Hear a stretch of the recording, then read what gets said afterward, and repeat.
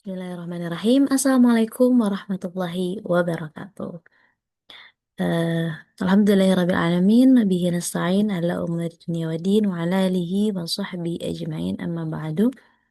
Halo teman-teman semuanya. Perkenalkan nama saya Desi Nirikmawati. Saya mahasiswa pasca sarjana jurusan Pendidikan Agama Islam di Universitas Ibnu Khaldun atau MPI UIK. Nah, di sini atau di video kali ini saya akan membahas mengenai Islamic Worldview. Nah, apa sih Islamic Worldview itu? Jadi, mari kita bahas dan jangan lupa gitu ya ditonton terus video ini sampai akhir kalau misalkan kalian mau atau ingin tahu apa sih Islamic Worldview ini. Dan perlu diketahui juga, saya membuat video ini untuk memenuhi salah satu tugas saya, tugas mata kuliah yaitu mata kuliah Islamic Worldview. Baik, Bismillahirrahmanirrahim. Mari kita mulai saja. Di sini pembahasan atau materi yang akan saya bawakan pada video kali ini ada tiga pembahasan yang akan saya sampaikan. Yang pertama yaitu tentang definisi Islamic worldview, kemudian yang kedua ada pentingnya Islamic worldview, dan yang terakhir yaitu tentang tujuan Islamic worldview. Yang pertama yang akan saya bahas yaitu tentang definisi Islamic worldview. Jadi apa sih gitu ya Islamic worldview ini? Nah, yang udah mungkin sudah terlihat jelas gitu ya, yang sudah kita ketahui Islamic worldview ini diambil dari bahasa apa namanya? Bahasa Inggris gitu ya, Islamic yang berarti Islam, kemudian world yang berarti dunia, dan view yang berarti pandangan. Nah, maksudnya apa? Bahwa Islamic worldview ini pandangan Islam terhadap kehidupan dunia atau cara memandang dunia dalam kacamata Islam. Nah, jadi bagaimana sih gitu ya eh di kehidupan dunia ini kita sebagai umat manusia khususnya atau umat Muslim khususnya ya, bukan umat manusia, umat Muslim gitu ya. Bagaimana sih kita itu memandang dunia dengan kacamata Islam gitu. Jadi eh apa ya, pandangan hidup yang didasarkan pada prinsip, nilai dan ajaran Islam gitu ya. Seperti apa sih gitu. Jadi kita tuh ingin tahu gitu kan. Sederhananya gini, bagaimana apa ya, bagaimana seseorang muslim itu memahami, menilai dan menjalani kehidupan di dunia ini sesuai dengan pedoman yang berasal dari sumber ajaran Islam.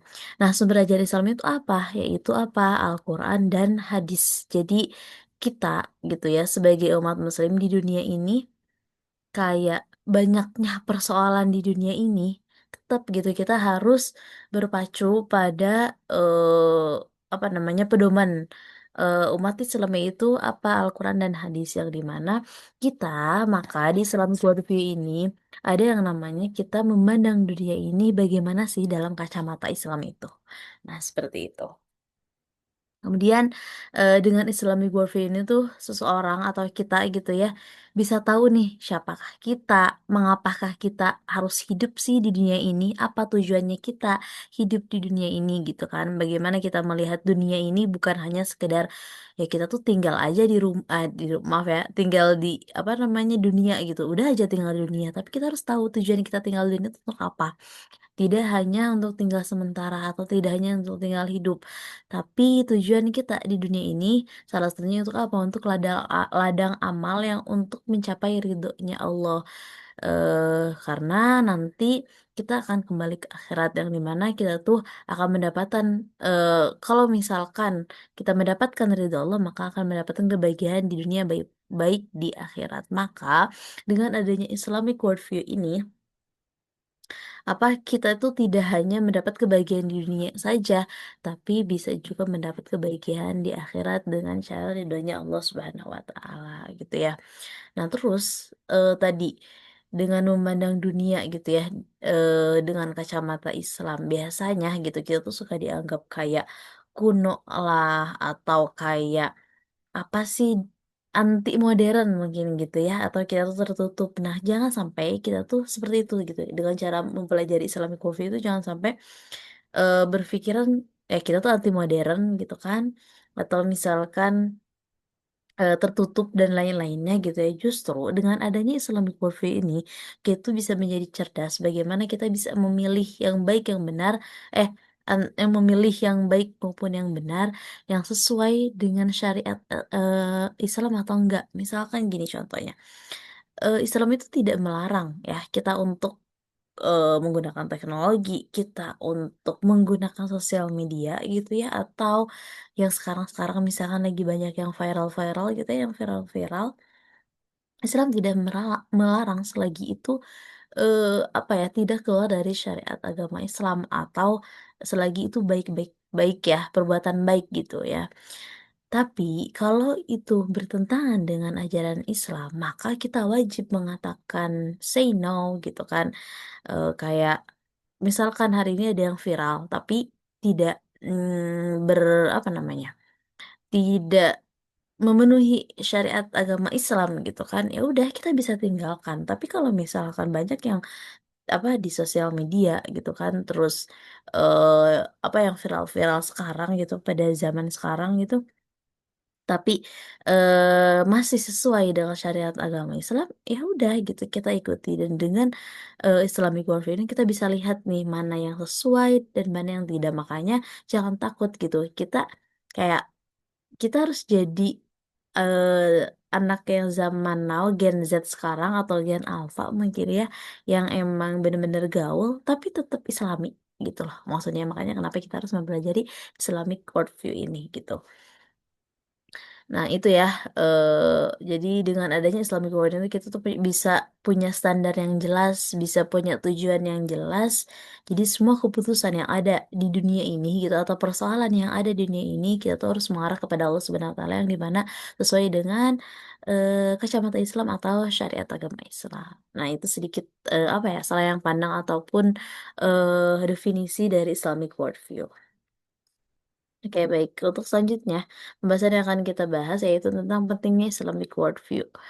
Ya, nah, apa sih? Tadi kan kita udah tahu nih definisinya atau selain pandang tentang Islamic worldview. Kemudian sekarang kita akan tahu nih pentingnya apa sih Islamic worldview ini tuh? Kenapa ada Islamic worldview gitu kan? Nah, di sini apa ya? Kita penting gitu ya mempelajari Islamic worldview. Karena apa? Karena sebagai manusia ini sekarang kita udah banyak mengalami persoalan-persoalan dunia. Salah satunya apa? Di sini ada loss of adab atau hilangnya adab. Ya, hilangnya adab itu disebut sebagai apa ya?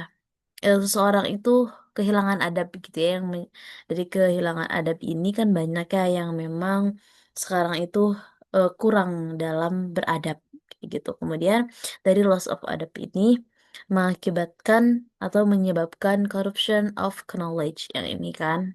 Nah, di corruption of knowledge ini atau disebut dengan korupsi ilmu, yang dimana maksudnya jadi seseorang itu tahu akan ilmu tersebut, tapi seseorang itu tetap bertentangan dengan hal tersebut. Misalkan contohnya mungkin kayak korupsi ya.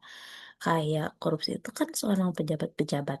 Nah, tapi seorang pejabat itu yang pastinya berilmu kan, yang pastinya pinter gitu. Makanya dia jadi pejabat gitu kan. Makanya dia jadi menteri. Tapi seorang pejabat ini dia kan udah banyak ilmunya gitu kan. Cuman apa namanya? Karena tadi dia tidak beradab tadi, yang akhirnya dia tahu ilmunya gitu, kalaupun apa korupsi itu nggak boleh gitu kan, tapi dia tetap melakukan. Nah, itu mungkin salah satu corruption of knowledge ya, korupsi ilmu mungkin salah satunya itu. Nah, dari corruption of ilmu ini kemudian ada juga mengakibatkan yang selanjutnya di sini ada the Islam. Nah, ini the-Islamization ya. The-Islamization itu apa? Yaitu membuang nilai-nilai keislaman. Nah, banyak banget pada zaman sekarang itu kayak misalkan dari mulai perkataan ya yang biasanya mungkin masih sopan-sopan, tapi sekarang udah mulai banyak bahasa-bahasa barat yang keluar. Terus budaya-budaya dan lainnya, intinya sudah tidak mungkin hampir sama tapi tidak ada nilai-nilai Islamnya di dalamnya kayak gitu, dan sudah mulai membuang nilai-nilai keislaman. Nah dari ya dari apa semua tadi gitu, dari ada loss of adab, kemudian ada corruption of knowledge, kemudian ada Islamization, semua itu mengakibatkan dampaknya apa? Seorang itu menjadi ragu atau confusion. Jadi ragu yang dimana apa-apa tuh ya kita tuh jadi ragu gitu. Kita tuh jadi ragu kepada Allah, kita ragu terhadap Islam, nggak percaya diri dan lain-lainnya karena kayak tadi misalkan banyaknya budaya yang masuk. Awalnya misalkan apa apa ya contohnya banyak lah ya, misalkan biasanya suka ada budaya-budaya sedikit tentang keislaman tiba-tiba malah hilang, terus kan kayaknya jadi ragu nih sama Islam, jadi ragu sama Allah gitu. Karena itu makanya kita tuh penting, tapi dengan ada Islamic worldview, dengan tadi ada loss of adab, ada corruption of knowledge, pokoknya banyak banget persoalan-persoalan di dunia ini. Ya kalau misalkan kitanya udah em, punya pondasi gitu ya, pasti tidak akan tergoyahkan kayak gitu. Nah, selanjutnya, oke, sebentar. Kenapa ini?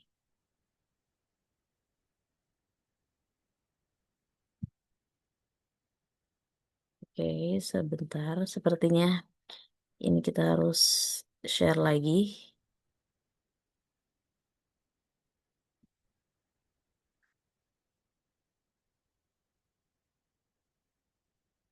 Oke, baik. Nah, untuk slide selanjutnya.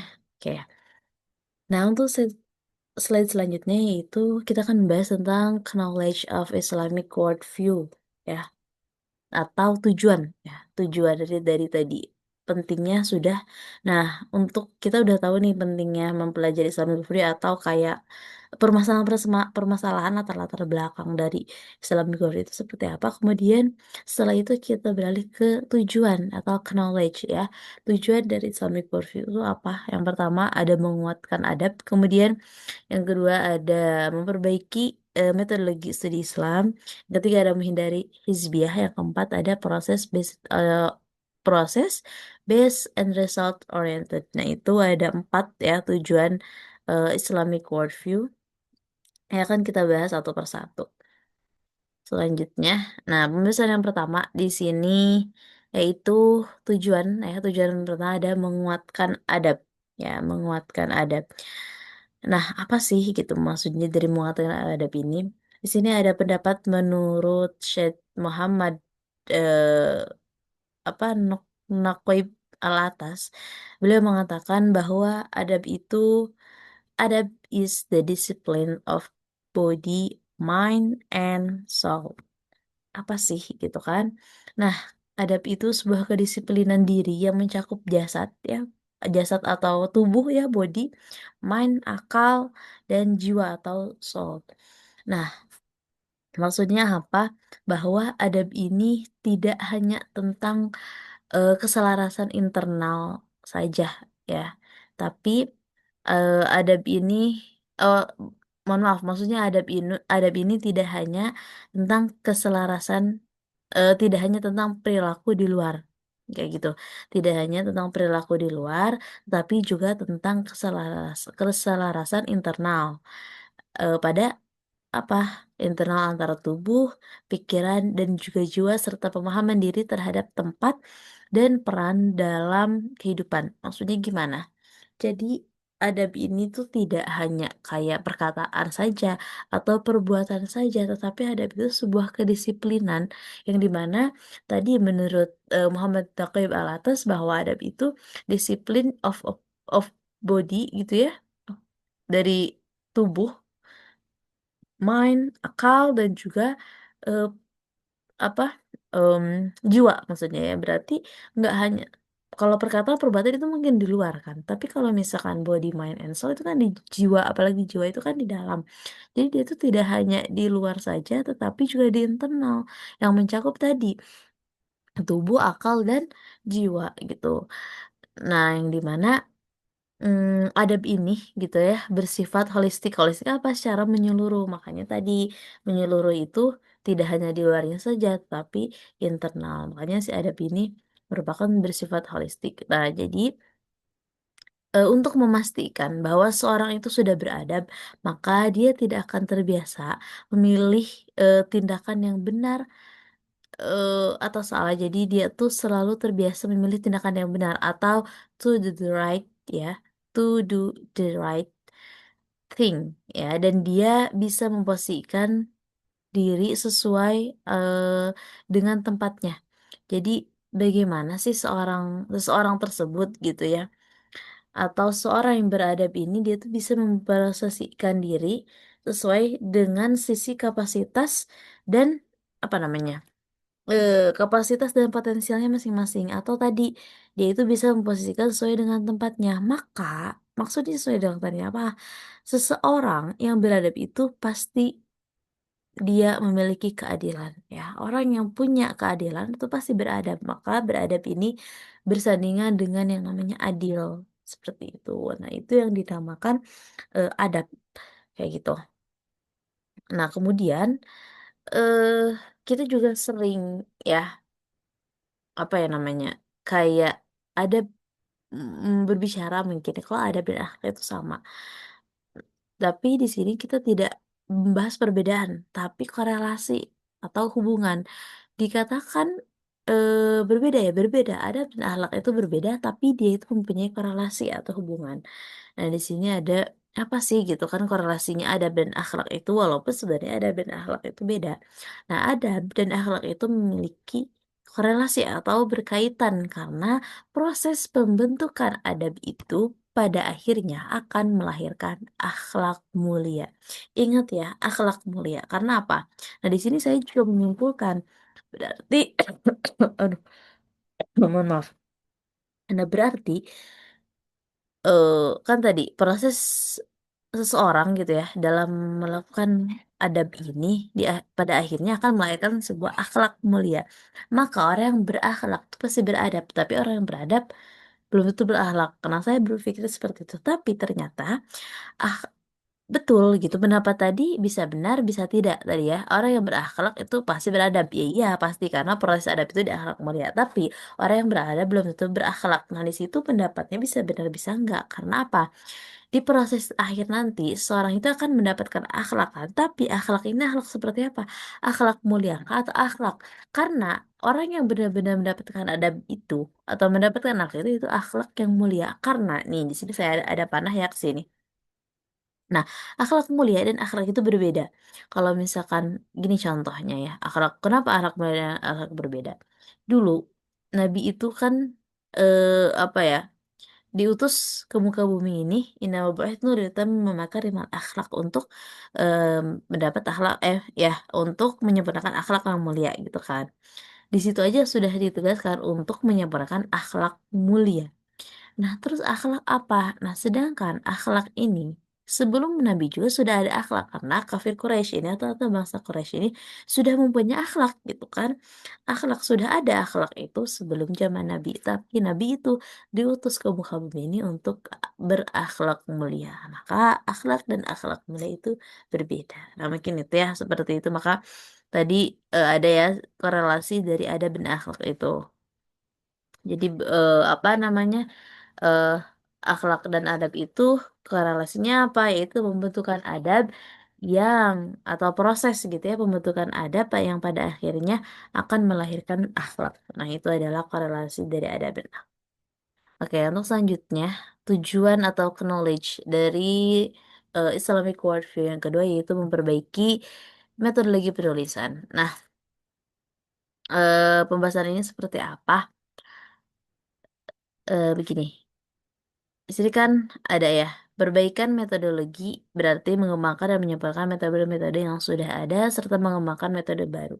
Yang namanya memperbaiki itu ya berarti sudah ada gitu kan. Namanya memperbaiki, bukan membuat gitu ya, bukan membuat metode lagi. Kalau membuat berarti sebelumnya ada. Tapi kalau memperbaiki berarti memang sudah ada pada zaman dahulu gitu. Emang karena apa? Karena studi Islam sudah ada gitu kan pada zaman dahulu. Makanya di sini di Islamic worldview kita itu tujuannya untuk memperbaiki metodologi studi Islam seperti itu. Nah, Maksudnya seperti apa gitu ya. Nah, berarti memperbaiki metodologi studi Islam itu memperdalam cara kita mempelajari dan memahami ajaran-ajaran Islam. Nah, ini tuh mencakup apa? Mencakup pengembangan metodologi yang lebih baik lagi. Seperti apa gitu, yang lebih apa? Yang lebih komprehensif, yang lebih relevan, yang memberikan kontribusi ya, mohon maaf, kontribusi besar pada dunia gitu ya, khususnya agama Islam atau umat Muslim ini, yang dimana pemahamannya itu pasti lebih luas gitu, yang lebih aplikatif tentang agama Islam yang tentunya mengikuti perkembangan zaman seperti itu. Terus di sini kan tadi metodologi apa studi Islam juga memperbaiki metodologi Islam juga berarti mengembangkan dan menyempurnakan metode-metode yang sudah ada, eh dan juga ataupun mengembangkan metode yang baru yang lebih relevan dengan konteks zaman. Yang berarti maksudnya, jadi metodologi studi Islam sudah ada.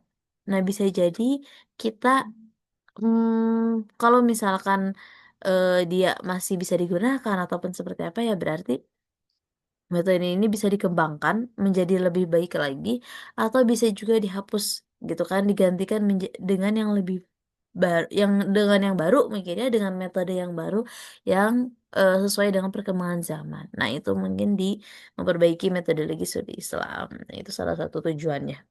Kemudian yang selanjutnya,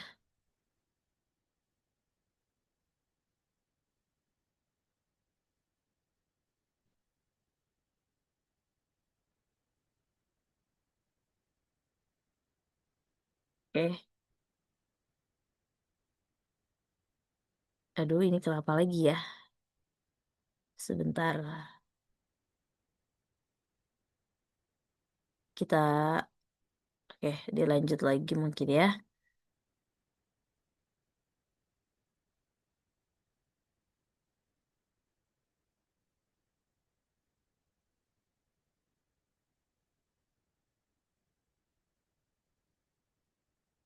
Oke, mohon maaf, ini agak sedikit ini ya.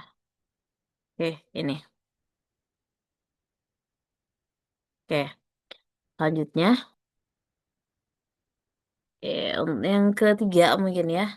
Yang ketiga, apa tujuan Islamic Worldview yang ketiga yaitu menghindarkan hizbiyah. Apa itu hizbiyah? Maksudnya hizbiyah itu adalah fanatisme yang dimana maksudnya fanatisme ini yang bersifat menghilangkan, yang bersifat merusak. Nah, menghindarkan sikap berlebihan. Nah, di sini ada ya, menghindarkan sikap berlebihan atau ekstrim terhadap suatu kelompok pemikiran atau paham tertentu dalam Islam yang bersifat merusak. Maksudnya apa? Jadi kan kita sebagai umat Muslim ini ada istilah seperti ini. Kayak kita sebagai seorang muslim yang biasa-biasa aja, nggak usah fanatik, nanti akan bersifat merusak. Nah, nanti suka ada bahasa kayak gitu kan. Nah, maksudnya itu. Jadi kita tuh sebagai umat muslim nggak usah fanatik dengan yang misalkan di sini kan menghindarkan sikap berlebihan atau ekstrim terhadap satu kelompok, kayak misalkan kelompok-kelompok yang apa ya? Sekarang banyak kayak ateis. Nah, ateis juga udah sering banyak membahas di Islamic Worldview kan, terus LGBT dan lain-lainnya itu memang salah gitu, ataupun dalam eh, agama-agama yang lain gitu ya. Nah, kita nggak usah terlalu fanatik karena ya tadi, kalau misalnya kita terlalu fanatik dan berlebihan tadi, maka akan membuat atau yang sifatnya merusak kayak gitu. Contohnya mungkin kayak apa ya? Yang teroris teroris teroris itu kan kayak, dia kan katanya umat Islam, tapi terlalu fanatik yang akhirnya banyak membunuh-bunuh banyak orang yang lain. Pokoknya banyaklah kejadian-kejadian yang akhirnya orang-orang memandang Islam tuh jelek. Itu kan sebagai salah satu sifat fanatik juga. Nah, makanya kita sebagai umat Muslim yang baik, ya nggak usah terlalu fanatik. Makanya kita harus menghindarkan tadi hizbiyah atau fanatisme ini. Nah, di situ pentingnya kita untuk mempelajari Islamic worldview. Oke, selanjutnya pembahasan yang terakhir, yang keempat, yaitu tujuannya, yaitu proses based and result oriented. Proses based result yaitu hasil. Nah, maksudnya di sini tuh seperti apa gitu ya. Islam itu mengajarkan kepada kita bahwa kita itu harus menghormati proses. Menghormati proses dengan fokus pada hasil atau resultnya tadi. Nah, maksudnya apa? Kita itu diukur atau dinilai bukan dari hasilnya, tapi dinilai dari saat menegakkan prosesnya.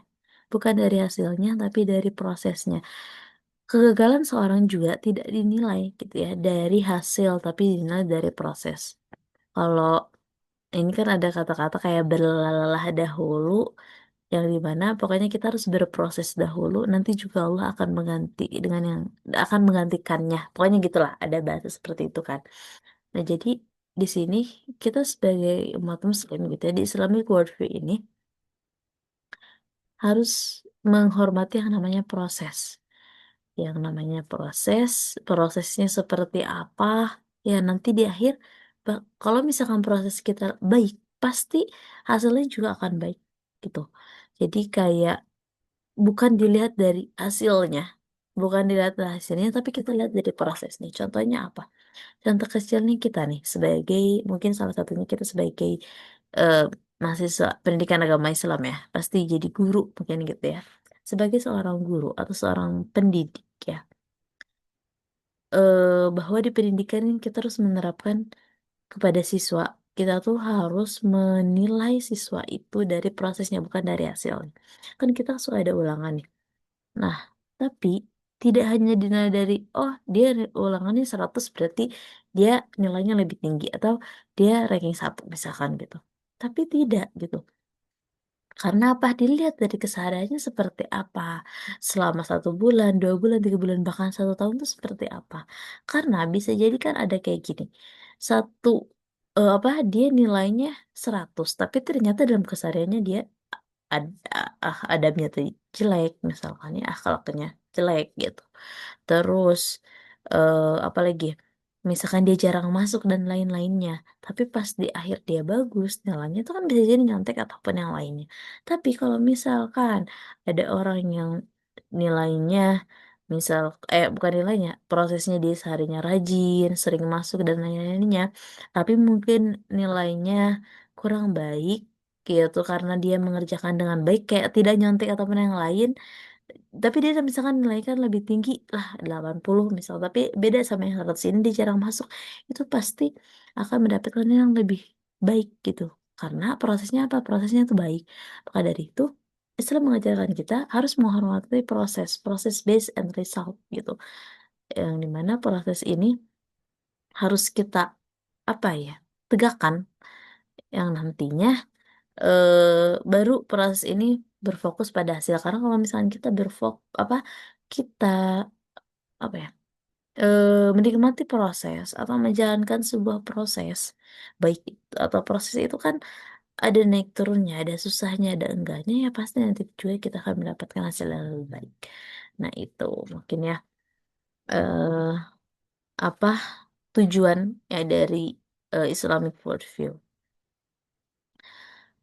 Nah maka dari itu mungkin itu ya pembahasan yang sudah saya sampaikan.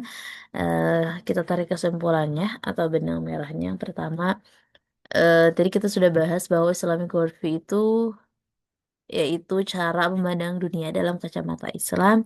Kemudian yang lainnya ada pentingnya Islamic worldview. Yang pertama adalah of adab, yang kedua ada corruption of knowledge, yang ketiga ada Islamization, kemudian yang keempat ada confusion atau ragu, dan yang terakhir pembahasan kita itu tentang tujuan pentingnya Islamic worldview. Nah, Islamic yang pertama ada menguatkan adab, yang kedua ada memperbaiki metodologi studi Islam, kemudian yang ketiga ada menghindari zibad, yang terakhir adalah policy based and result ya. Itu apa ya, pembahasan-pembahasan yang sudah saya bahas tadi. Semoga pembahasan yang sudah saya sampaikan tadi dapat bermanfaat khususnya bagi saya dan umumnya bagi para penonton mungkin ya yang menonton pada video kali ini. Mohon maaf apabila banyak kesalahan atau banyak kata-kata yang memang kurang eh, kurang mengenakan hati ataupun yang kurang paham gitu kan. Karena saya di sini juga masih belajar untuk pembelajaran Islamic worldview ini. Semoga membantu juga dan membantu kalian juga untuk lebih terbuka lagi mindset kita tentang dunia. Seperti apa sih dunia ini gitu ya. Banyak persoalan, eh banyak banyak banyak banget gitu ya di dunia ini, dan kita sebagai umat Muslim atau umat Islam itu harus memandang dunia ini dengan persoalan dunia yang banyak ini, dengan perkembangan zaman dunia ini, bagaimana cara kita umat Muslim itu memandang dunia dengan kacamata Islam atau dengan syariat Islam tersebut. Maka semoga ini tuh membantu kita untuk lebih terbuka gitu ya, dengan dunia, khususnya dengan mempelajari Islamic worldview. Baik, mungkin itu saja yang dapat saya sampaikan. Terima kasih atas perhatiannya. Saya Desde Rikmawati. Thank you for watching. Bye-bye. Terima kasih. Assalamualaikum warahmatullahi wabarakatuh.